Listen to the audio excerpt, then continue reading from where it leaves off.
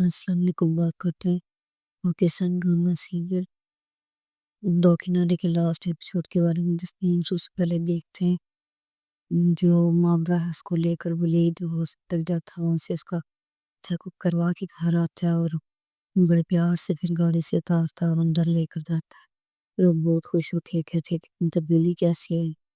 तो वो कहता है कि मैं तुमसे प्यार करता हूँ।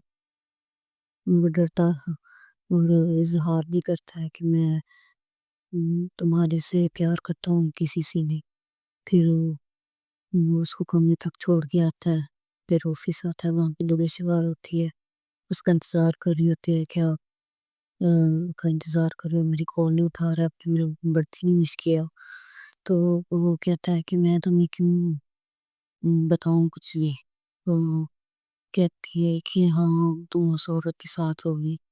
तो वो कहता है कि मेरी बीवी के बारे में किसी किस्म की कोई बात ना करना, मैं अपनी बीवी के बारे में बात नहीं करना चाहता। तो वो कहती है कि आप मुझे इग्नोर क्यों कर रहे हैं, मैं बदल गई हूँ, मैं चाहती हूँ कि आप मेरे हो रहे।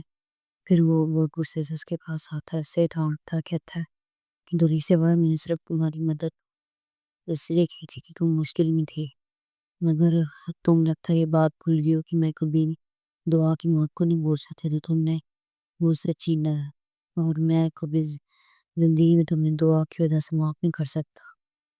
और बहुत रोता है वो कि मैं दुआ कैसे भूल लूँगी, तुमने तुम्हारी लापरवाही की वजह से दुआ सुनना से चली।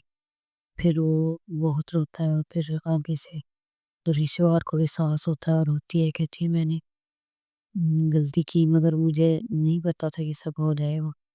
और फिर वो कहता है कि तुम ना मेरे सामने से चली जाओ। और वो कहती है कि अच्छा ठीक है, मुझे ना माफ़ कर दो, मैं आपको कभी तंग नहीं करूँगी। और वो कहता है ठीक है, मैं माफ़ कर दूंगा इंसानियत के नाते, तो मेरे सामने मत आना दोबारा। वो वहाँ से चली जाती है और फिर वो घर जाती है और इधर से उसकी माँ बार बार उसको कॉल कर रही होती है, वो कॉल नहीं उठाती। वो अपनी बेटी को कॉल करती है कि वो कॉल नहीं उठा रही। मैं बड़ी परेशान हूँ, चंद्रेश्वर कॉल क्यों नहीं उठा रही। और इधर दिखाती हैं कि इसकी बहन सारा और वलीद और मावरा बैठे होते हैं। बताता है कि हम लोग अमेरिका शिफ्ट हो रहे हैं हमेशा के लिए। तो ये बात हो रही होती है, उसके बाद आगे दिखाया जाता है कि रिश्वार अपने रूम में जाती है, वहाँ पर बहुत परेशान होती है और कपड़े वगैरह चेंज करती है, नहाती है। और उसने अपने ड्राइवर को फ़ोन करके एक्स्ट्रा मंगवाया होता है खुद को बांधने के लिए। और इधर जो नौकरानी है उसको फ़ोन करती है इसकी माँ। और उससे पहले वो ड्राइवर को फ़ोन करके किया उसके बारे में कि वो ठीक है कि नहीं। कहता है कि मैंने कब से उसे छोड़ दिया था, मुझे तो इस बारे में नहीं पता है, वो घर ही है। तो नौकरानी को फ़ोन करके कहता है रिश्तेदार को देखे हो कि वो कैसी है कैसी नहीं, कमरे में क्या कर रही है। तो उसके देखने से पहले उसे पिस्टल की आवाज़ आ जाती है।